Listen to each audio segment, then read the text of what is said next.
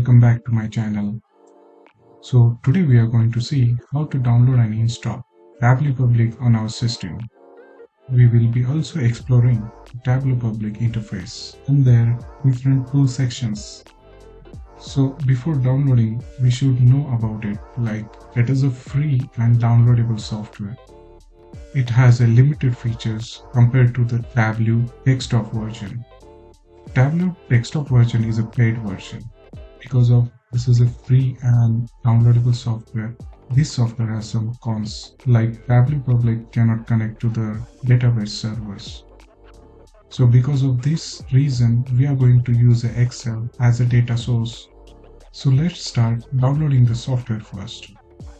On your Google search with the Tableau Public download. In the search result, you will see the tableau.com. Click on this first link. Click on Go to Tableau Public. You will see the option to download the Tableau Public. Click on it. Here you need to give your all information which are required to download this app. Clicking the download this app, application will be downloaded. If application has not downloaded by default, there must be a pop-up block option is selected.